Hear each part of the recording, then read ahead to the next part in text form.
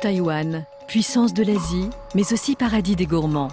24 heures sur 24, 365 jours par an. À Taïwan, on peut manger des plats délicieux à n'importe quelle heure du jour et de la nuit. La gastronomie de l'île se caractérise avant tout par une extrême diversité. C'est l'aphrodisiaque de Taïwan. Chaque chapitre de son histoire a imprimé sa marque sur la cuisine taïwanaise. Le passé complexe de Taïwan a donné naissance à une cuisine qui est assez difficile à définir en quelques mots. Ce passé, c'est l'héritage des premiers habitants de l'île, puis du million de Chinois venus du continent. Ce sont aussi les traditions léguées par d'anciens maîtres coloniaux. Oh, même au Japon, c'est rare. Nous avons conservé les traditions culinaires de toutes les cultures présentes sur notre sol. Voici comment l'histoire, les migrations et les influences étrangères ont modelé la gastronomie de ce pays. Un voyage au cœur des saveurs de Taïwan.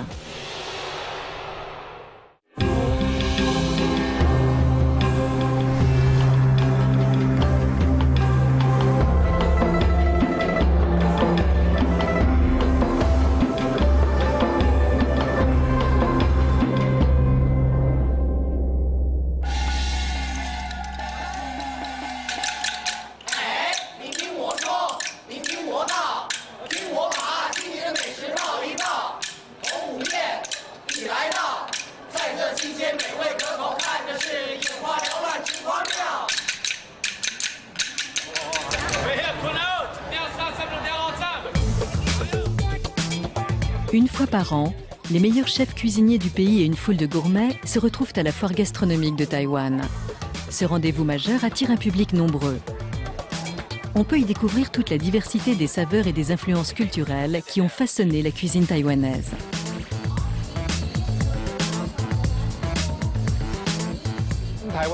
Les plats taïwanais sont très influencés par la cuisine du Fujian et du Japon. L'objectif de cet événement est de donner corps à la gastronomie taïwanaise. Pour l'instant, elle est encore trop hétérogène. Nous espérons asseoir sa réputation internationale. Pour ce faire, on invite des experts et des critiques gastronomiques d'Europe et d'Asie, car hors des frontières du pays, le concept de cuisine taïwanaise demeure encore très vague.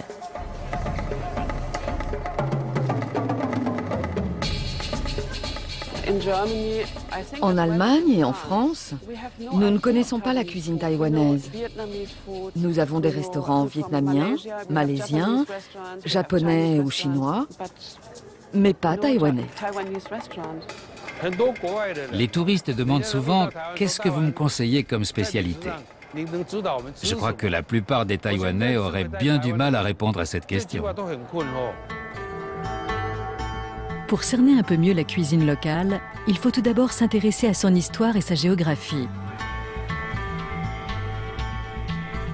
Taïwan est situé à 180 km au sud-est des côtes chinoises.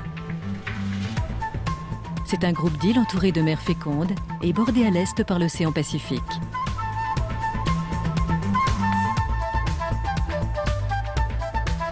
Sa proximité avec le continent a favorisé l'immigration de Chinois arrivés par vagues successives au XVIIe et XVIIIe siècle. À cette époque, la Chine connaît une forte augmentation de sa population. La nourriture commence à manquer et sous le coup de la pression démographique, les habitants des régions côtières cherchent de nouveaux moyens de subsistance. S'installer outre-mer est une solution idéale. Ces migrants sont surtout des pêcheurs et des fermiers venus des provinces du Fujian et du Guangdong.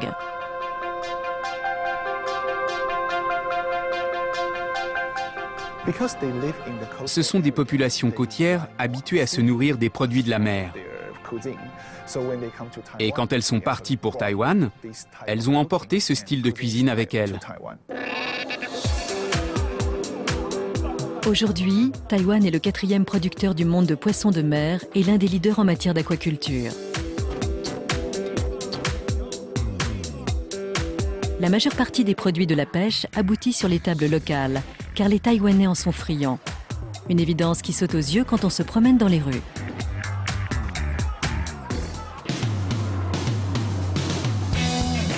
Le soir, dans les marchés comme celui-ci, les gourmets n'ont que l'embarras du choix.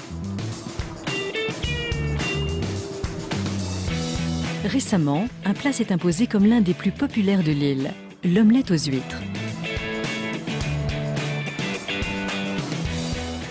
C'est le meilleur plat taïwanais. C'est l'aphrodisiaque de Taïwan. Cet enthousiasme fait la joie et le profit de Lai Bing-sun. Ce cuisinier de 61 ans est le spécialiste de l'omelette aux huîtres depuis près de 45 ans. Il a découvert ce plat lorsqu'il est arrivé du sud de l'île pour s'installer à Taipei. Depuis, l'huître est son univers. Quand j'étais jeune, je ne connaissais pas l'omelette aux huîtres. Ma famille vendait des soupes aux tripes de porc. C'est quand je suis arrivé à Taipei que j'ai découvert tout ça. Je commence par de la farine de patates douces et des œufs fermiers. Ensuite, j'ajoute des légumes. À Taïwan, on utilise 3 ingrédients principaux: les fruits de mer, les œufs et les huîtres. Le plus important, ce sont les huîtres. Les nôtres sont délicieuses.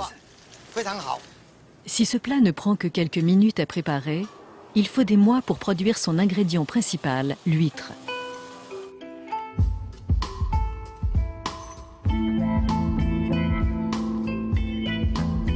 Nous sommes à Wanggong, sur la côte ouest de l'île. Autrefois, la ville était réputée pour sa production d'huîtres perlières.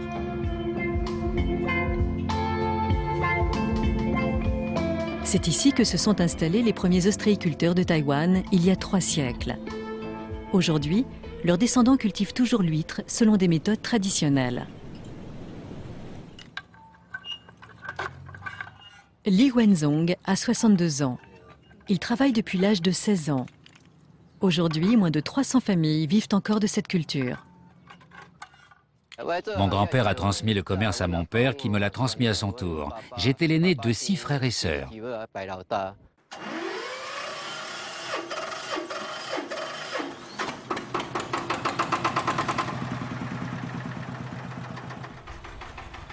Li grimpe à bord de son triporteur pour rejoindre sa ferme ostréicole. Il apporte les coquilles qu'il a préparées sur la plage.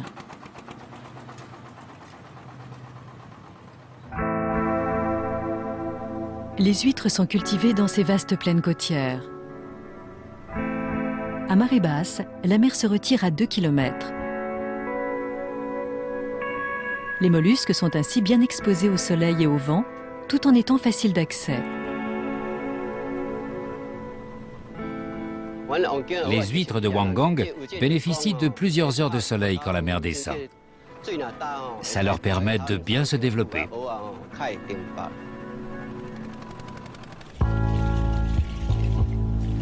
Pour cultiver ces huîtres, Li commence par pendre les coquilles vides qu'il a préparées. Elles vont servir de support pour capter les larves récemment pondues. Celles-ci vont ainsi pouvoir se fixer et se nourrir de ces eaux riches en nutriments.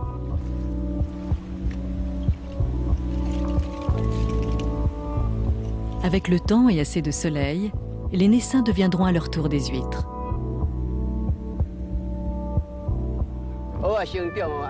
Il faut au moins 1 an pour produire une huître. On peut récolter celle-ci, mais pas les autres. Elles sont encore trop petites.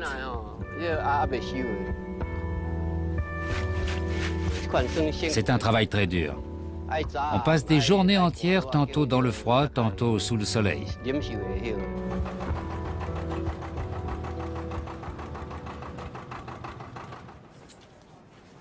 Les huîtres sont ensuite livrées sur les marchés et dans les restaurants de Taïwan. Pendant le transport, elles sont maintenues à une température de 3 à 6 degrés pour conserver toute leur fraîcheur. Lai Bing, notre spécialiste de l'omelette aux huîtres, en achète jusqu'à 50 kg par jour. On peut juger de la qualité d'une huître à ses couleurs noir et blanc bien marquées. L'extérieur doit être noir, ça montre qu'elle est saine. Si l'estomac est bien blanc, c'est que les organes internes sont en bonne santé. Les ingrédients de base pour l'omelette sont évidemment les œufs et les huîtres. L'omelette aux huîtres est un encas populaire qui vient du sud-est de la Chine. Mais la version taïwanaise est très différente de celle qu'on trouve sur le continent. Ce qui fait son originalité, c'est la sauce. Je vais vous montrer l'endroit où on confectionne la sauce. C'est un secret? Ah, on pourrait dire ça, oui. Venez, suivez-moi. La recette de cette sauce varie d'un cuisinier à l'autre. Il s'agit souvent d'un secret de famille jalousement gardé. Voilà la sauce. Je la prépare tous les jours. Je ne la sale pas beaucoup, c'est plus simple. Je mets du sucre, de la pâte de piment et de la sauce de cacahuète. Ce sont tous ces ingrédients qui font que ma sauce est si bonne. La sauce de Lei a conquis une clientèle de fidèles qui se pressent à toute heure devant son petit établissement. Vendre des omelettes aux huîtres, c'est autant ma passion que mon métier. J'espère pouvoir transmettre cette tradition à mes enfants pour assurer leur avenir.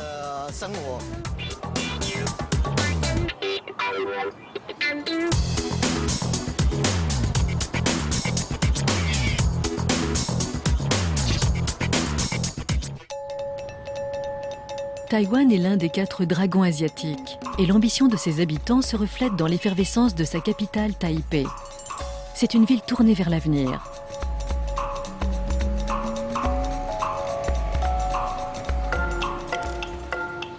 Mais à l'ombre des gratte-ciels, on trouve aussi des vestiges du passé de l'île.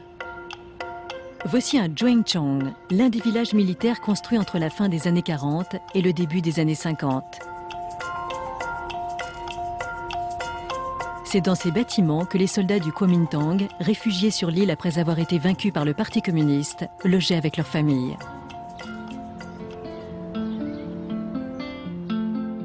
Wang Wenhua est né sur le continent, mais il n'avait que 12 ans lorsqu'il est parti pour Taïwan, laissant sa famille en Chine. Puis, en 1939, il s'est enrôlé dans le Kuomintang. Là, je pose avec mon compagnon d'armes. Quand j'ai quitté la Chine, je suis parti sans rien. Je n'avais que cette photographie sur moi. Wang et ses camarades représentent eux aussi un chapitre de la mémoire de Taïwan. Leur histoire est aujourd'hui compilée pour la postérité. Dans les années 40, la guerre qui les oppose au Parti communiste chinois fait rage. Elle va se solder par la défaite du Kuomintang et l'exode de ses partisans vers Taïwan. Un nombre important de soldats, de fonctionnaires du gouvernement, d'universitaires et leurs familles se sont installés à Taïwan. Au total, plus d'1 million de personnes se sont réfugiées sur l'île. Voici le premier village. Un quartier qui abrite des familles de militaires venus de différentes provinces chinoises. Leur origine variée contribue à la diversité culturelle et culinaire de l'île. On va voir ce que Zeng prépare.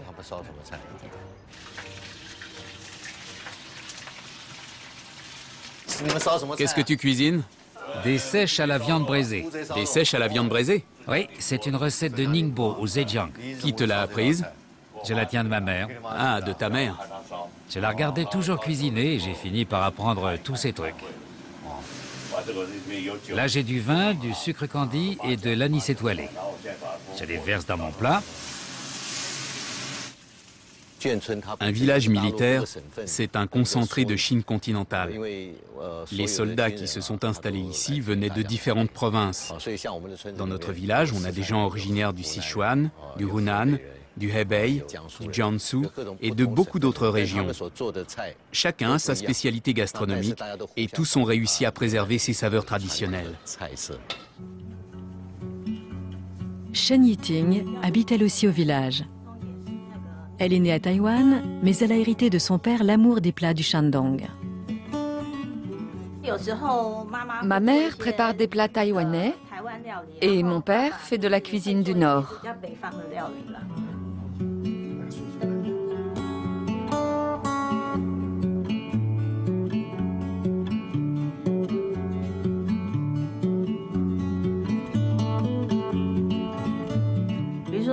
Les gens du Shandong aiment les nouilles.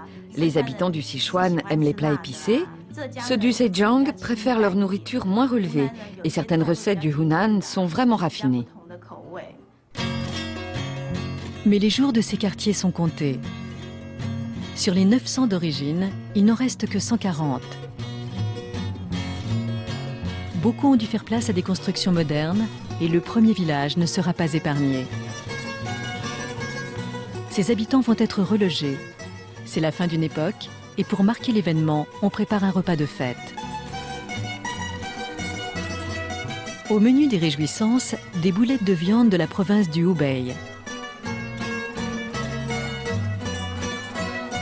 et des mets raffinés comme ce concombre de mer de la province du Jiangsu.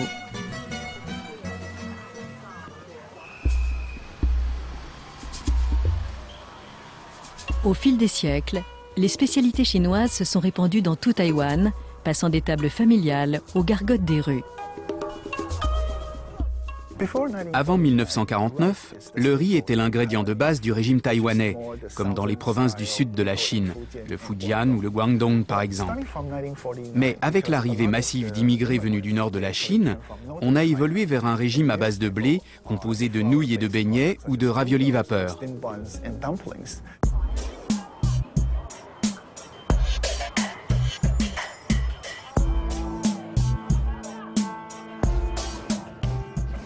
En 1949, 2 millions de Chinois sont chassés du continent et s'installent à Taïwan. Cette grande vague d'immigration va changer la face de l'île. Zhang Huiyun était un aviateur du Kuomintang. Il est arrivé à Taïwan à l'âge de 14 ans. La guerre avait éclaté à Xuzhou. On ne pouvait plus y retourner. Il fallait nous réfugier à Taïwan.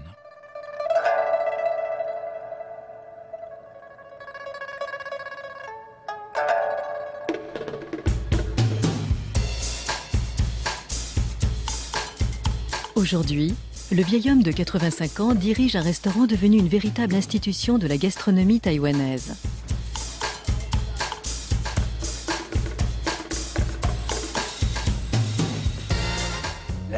Quand nous sommes arrivés, le commandant adjoint s'est rendu compte qu'on ne servait pas de spécialité du continent ici. Il a demandé à faire venir des cuisiniers.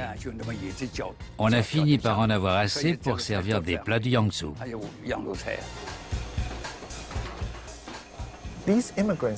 Les continentaux ont généralement un style de cuisine plus élaboré. Après 1949, on a vu de nombreux établissements de haut standing ouvrir à Taïwan. Son nom signifie les ailes d'argent. À l'origine, il s'agissait du mess des officiers de l'armée de l'air. Il a été ouvert au public en 1951.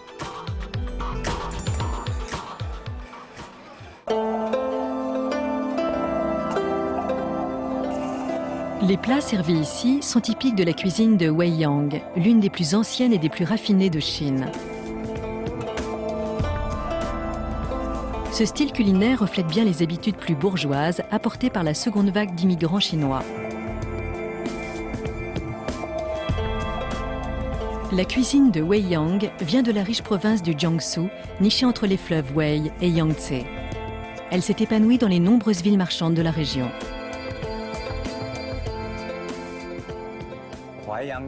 La cuisine de Weiyang est née à Yangzhou. Les marchands de sel qui faisaient du commerce dans cette région ont contribué à la répandre à Zhenjiang et Wei'an. Aujourd'hui, on la trouve encore sur le continent, mais elle a intégré d'autres styles de préparation. Peut-être parce qu'il ne restait plus de cuisiniers de Weiyang.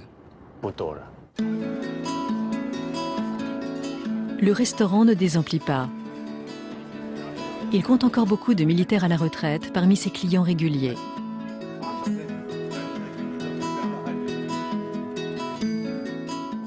Le commandant Huang venait souvent déjeuner ici. On organisait aussi des banquets pour les officiers.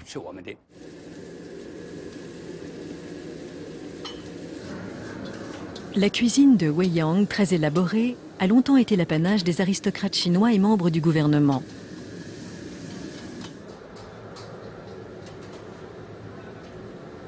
Elle figure toujours en bonne place dans les banquets officiels taïwanais.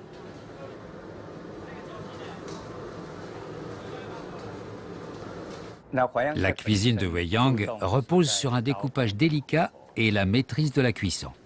Elle met en valeur le goût naturel des aliments.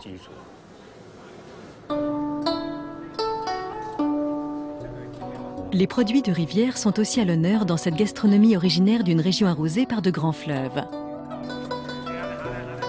L'anguille braisée à l'émincé de tofu en témoigne.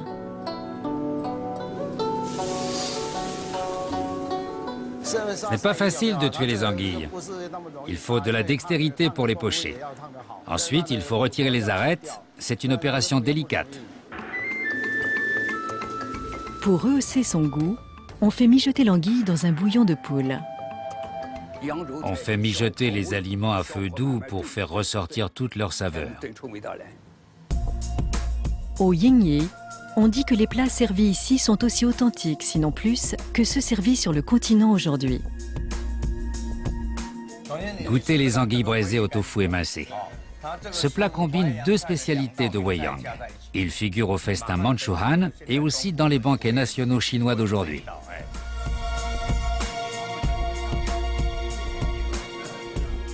Au premier village, le repas d'adieu a commencé.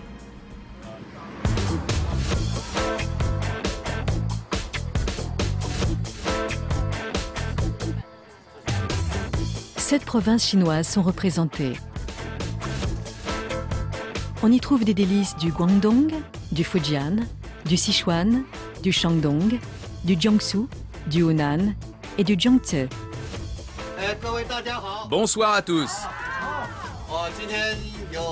Je voudrais profiter de l'occasion pour saluer les efforts fournis par nos voisins pour avoir concocté ces délicieux plats traditionnels.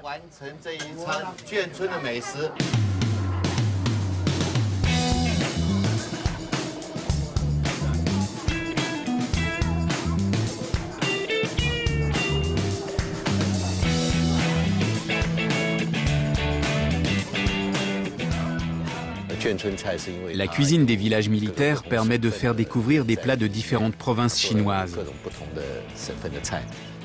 Et je suis persuadé que notre gastronomie peut enrichir la culture taïwanaise.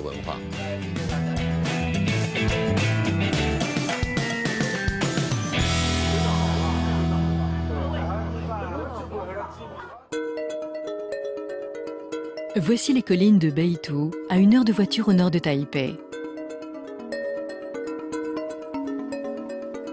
C'est l'une des grandes destinations touristiques de l'île et sa principale attraction, ce sont ses sources chaudes. En 1896, un homme d'affaires nippon ouvre la première station thermale de l'île. Elle est alors réservée aux Japonais.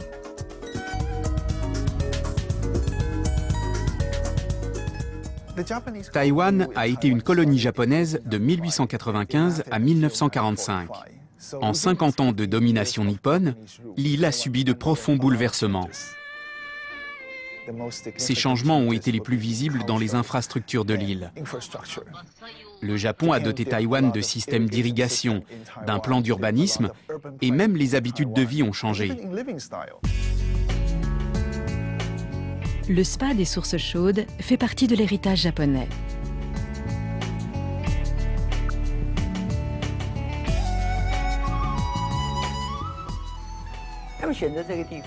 Les sources de Beitou contiennent du radium, un élément radioactif aux vertus thérapeutiques.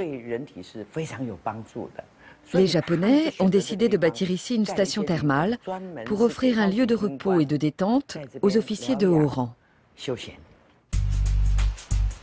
Chen Meidai dirige l'hôtel et la station thermale depuis plus de 40 ans. Grâce à elle, c'est tout un pan de l'histoire de l'île qui a été préservé.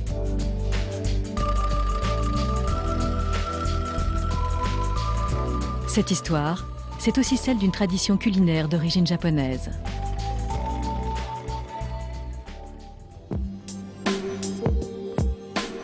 L'Empire du Soleil Levant a inspiré une cuisine métissée appelée Jujia, ou cuisine des geishas, qui a connu son heure de gloire.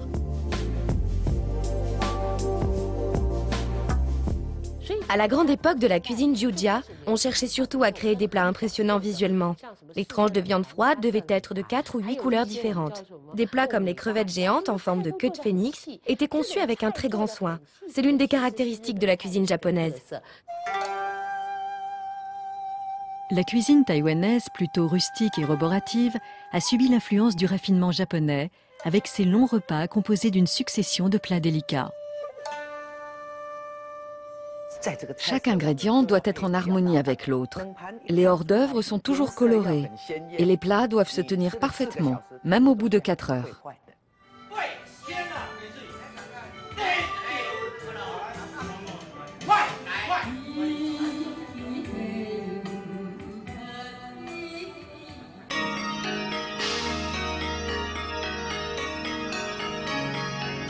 Plusieurs décennies après le départ des Japonais, on trouve encore ces plats dans toute l'île.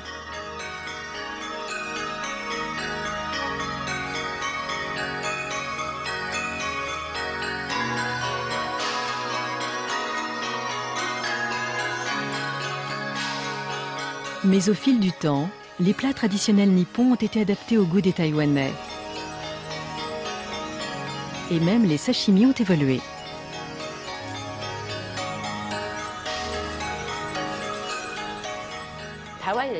Les Taïwanais aiment les belles portions. Ici, les sashimis sont découpés en grosses tranches. Ça fait plus copieux.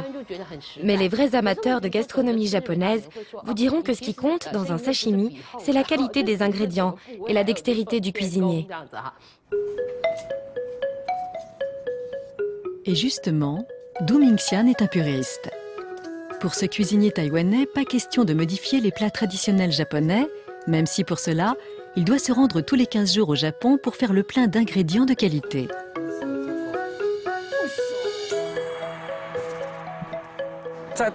À Taïwan, l'aliment est plus petite et elle a un goût de vase. C'est une variété différente. L'aliment japonaise est plus grosse et plus savoureuse. Du est passionné depuis toujours par le Japon. En 2007, il a réalisé son rêve en ouvrant le Chanzi, un restaurant qui offre un aperçu de la gastronomie japonaise de l'ère Showa. Ici, tout est typiquement japonais, de la cuisine jusqu'aux matériaux employés pour construire le bâtiment. Mon père était marin. Il se rendait souvent au Japon lors de ses voyages. Il parlait et se comportait comme un vrai Japonais. Il nous rapportait des jouets et des tas de choses de là-bas. Depuis tout jeune, je suis impressionné par la qualité de leurs produits. La cuisine que sert Du est inspirée des spécialités rustiques de la préfecture d'Hokkaido, au nord-est du Japon. Des plats sans façon appréciés des pêcheurs et fermiers nippons.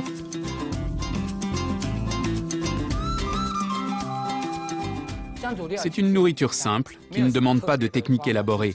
Le but est de mettre en valeur le véritable goût des ingrédients. Pour les Japonais, c'est la cuisine de tous les jours.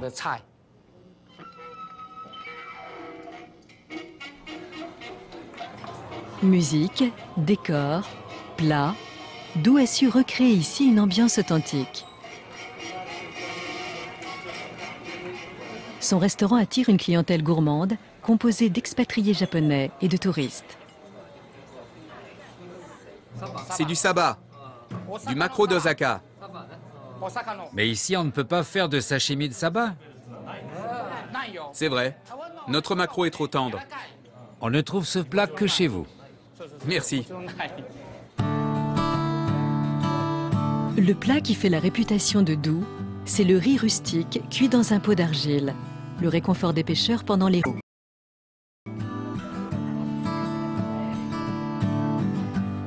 Du le cuit dans une réplique en fonte de la traditionnelle cocotte d'argile.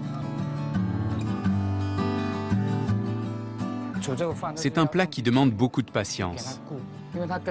Il faut sans cesse remuer pour que la vapeur qui est au fond de la cocotte puisse s'échapper. C'est l'aspect le plus important de la recette.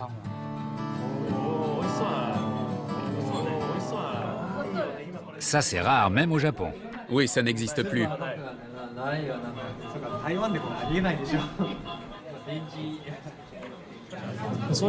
Pour nous, c'est un plat plein de nostalgie. Le déguster à Taïwan, c'est vraiment formidable. La popularité de ce petit restaurant illustre parfaitement l'attitude des Taïwanais envers la cuisine. Audacieuse, ouverte et tolérante.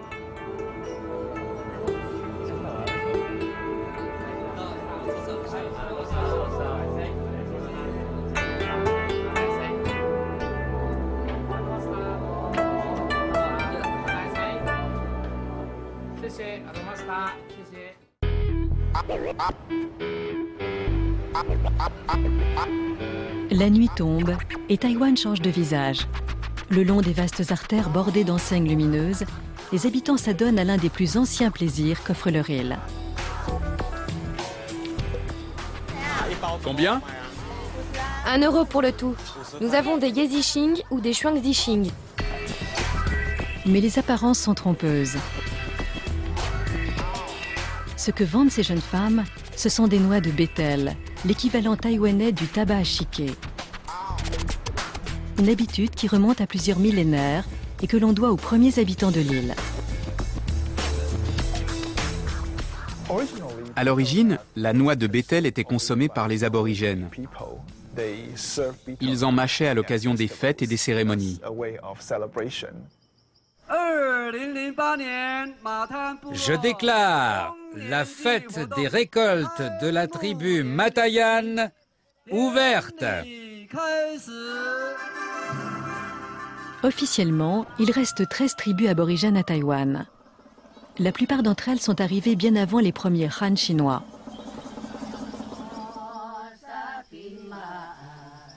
La tribu Matayan du comté de Hualien descend de celle des Amis, l'une des plus grandes communautés aborigènes de l'île.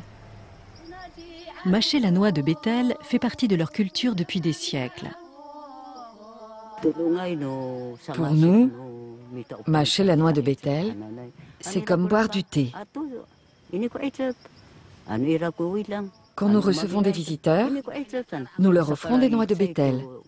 C'est une marque de courtoisie.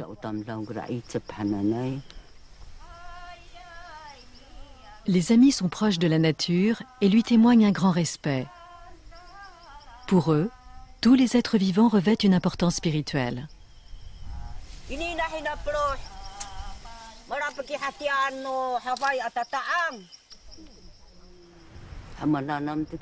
Le millet a longtemps été notre principale source de subsistance. Le millet est une céréale rustique que les Amis considèrent comme la reine des cultures. À l'instar de la noix de bétel, elle est intimement liée à l'histoire de la tribu. Dans cette région de Taïwan, on ne cultivait que le millet. Le riz n'était pas présent sur l'île. Si vous allez voir des tribus aborigènes pendant la fête des récoltes, vous les verrez boire du vin de millet et consommer de nombreux autres produits faits à partir de cette céréale.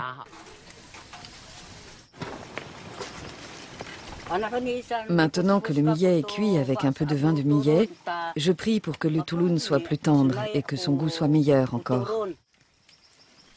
Le touloun est un gâteau de millet qui occupe une place à part dans la cuisine Ami. Sa préparation s'accompagne de nombreux rituels. On ne prépare du touloun que pour des occasions très spéciales ou importantes, comme la fête des récoltes. C'est un gâteau qu'on offre à nos parents, à nos amis et à la famille. On a travaillé dur pendant 1 an. Alors quand l'heure de la récolte arrive, nous célébrons l'événement. Si le touloun bénéficie d'un statut élevé dans les traditions culinaires des aborigènes, d'autres gâteaux de millet sont beaucoup plus communs.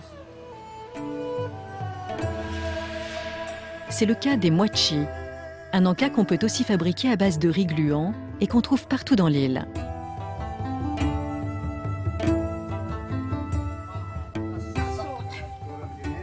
La cuisine taïwanaise a fait d'autres emprunts à la culture aborigène et au fil des siècles, il y a eu un véritable échange sur le plan culinaire.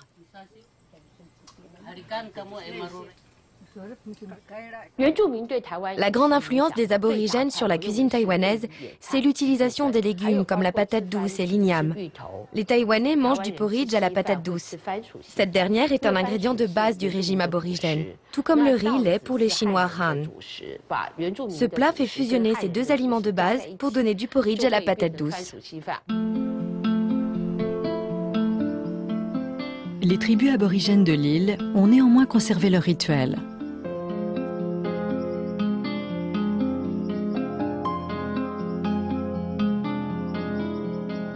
Dieu Tout-Puissant et ancêtre de notre terre, je vous offre ces noix de Bethel et vous prie de nous protéger en retour. Les noix de Bethel sont sacrées pour les amis et surtout pour notre tribu, les Matayan. Autrefois, les familles ne cultivaient que quelques arbres près de leur maison. Aujourd'hui, des pans entiers de montagnes sont couverts de palmiers. La noix de Bethel est aujourd'hui cultivée à grande échelle sur une surface estimée à 50 000 hectares. Le palmier de Bethel est originaire de l'île et sa culture est peu coûteuse. Chaque arbre peut donner entre 100 et 600 noix 2 fois par an.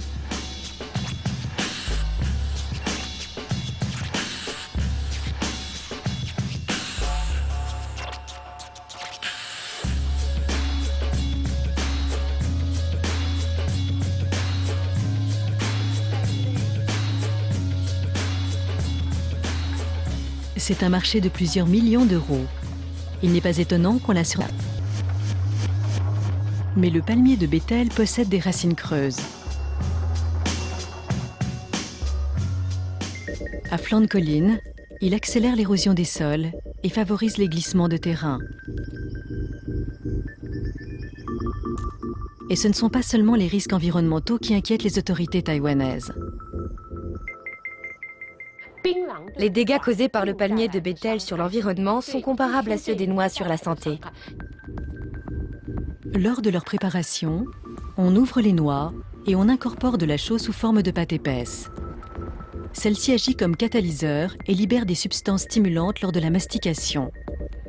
On considère cette noix comme principale responsable du cancer de la bouche qui tue chaque année 2500 Taïwanais.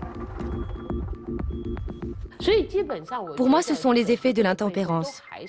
La consommation excessive de noix de Bethel est le résultat d'un trop grand laisser-aller. Et cultiver autant de palmiers de Bethel est une forme de gloutonnerie. Autrefois, la noix était un aliment rituel. Elle n'est pas mauvaise en elle-même. C'est la voracité et l'absence de modération qui ont fini par lui donner cette image négative. Dans les collines du comté de Hualien, la fête des récoltes bat son plein. On célèbre le lien spirituel qui unit les tribus à la nature. C'est une action de grâce pour les trésors dont la nature leur a fait cadeau.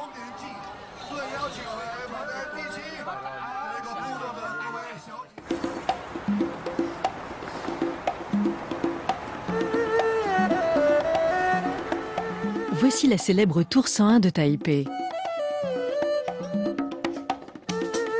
Au 85e étage, dans le luxe feutré d'un restaurant chic, les clients savourent une version raffinée des plats populaires de l'île.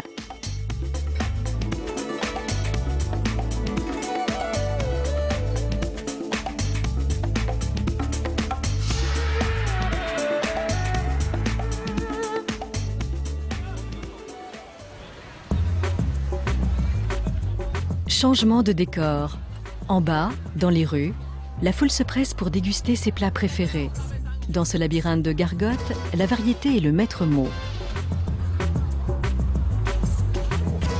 Ici, tout est fait pour mettre l'eau à la bouche. Les saucisses taïwanaises, les célèbres omelettes d'huîtres et leurs sauces secrètes, des épis de maïs, des pains vapeur au porc, du poulet frit salé et jusqu'au pittoresque chou tofu, le bien nommé tofu malodorant.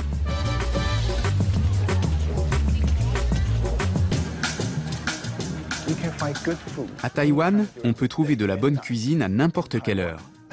Je crois que c'est très révélateur de l'attitude des Taïwanais envers la nourriture. Ils veulent pouvoir se régaler à tout moment de la journée.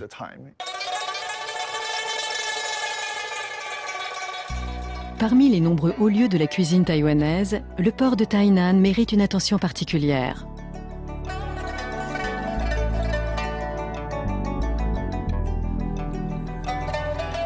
Tainan est la plus vieille cité de Taïwan. À l'époque impériale, c'était la capitale de l'île. La ville a aujourd'hui perdu de son importance et le quotidien y est plus paisible.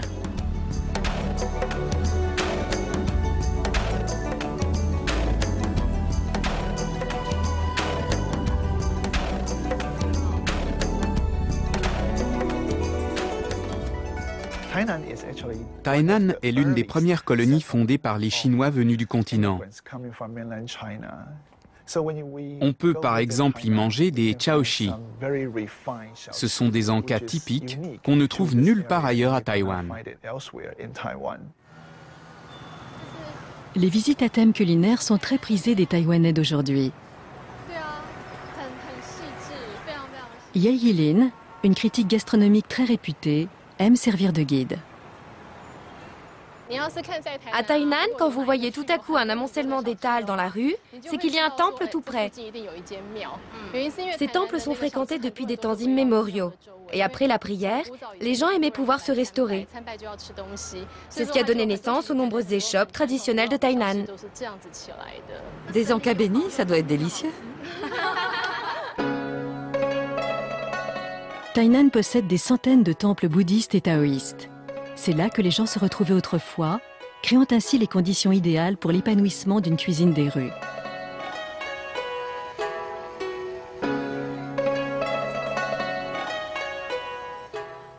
Un proverbe chinois dit « Remplir son estomac est aussi important que prier ». Le temple est un endroit à la fois pour prier et se restaurer. Et cette nourriture était faite pour tous, des paysans, pêcheurs et laboureurs, aux classes plus aisées de la société. C'est quoi? De la poudre de cacahuètes au sucre.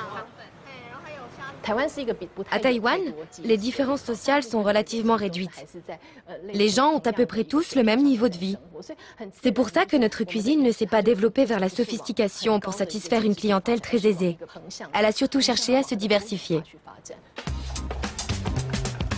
Nombre de plats qu'on trouve aujourd'hui dans les rues de Taïwan sont originaires de Tainan. Il en existe de nombreuses variantes, mais c'est à Tainan qu'on peut déguster les recettes d'origine. On trouve de nombreuses échoppes dans ce quartier. Elles sont toutes très réputées. L'un des plats les plus célèbres de Tainan, c'est le porridge de poisson-lait, un petit déjeuner très consistant.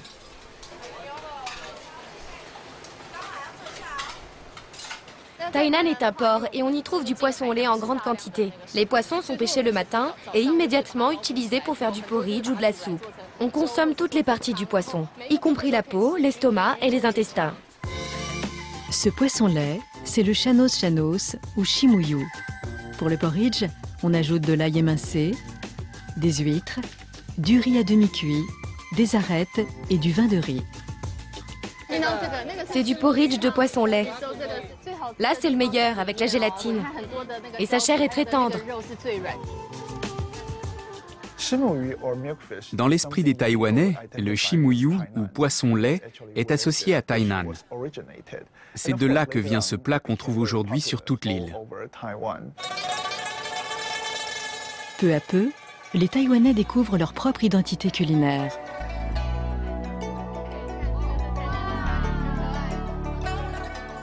Notre société est multiethnique. C'est ce qui fait que nous avons une approche culturelle ouverte et peu figée. Nous acceptons volontiers les autres façons de faire et nous agrégeons en permanence des traditions culinaires différentes à notre cuisine.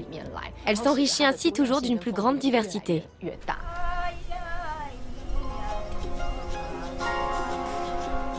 De ses habitants originels à l'héritage des Chinois venus du continent, en passant par l'influence des colons japonais, chaque culture a apporté sa pierre à l'édifice des saveurs taïwanaises. Mais l'histoire gastronomique de l'île reste en constante évolution. La cuisine taïwanaise est le miroir de l'histoire de l'île. On peut y retrouver toutes les phases de l'évolution de la société taïwanaise.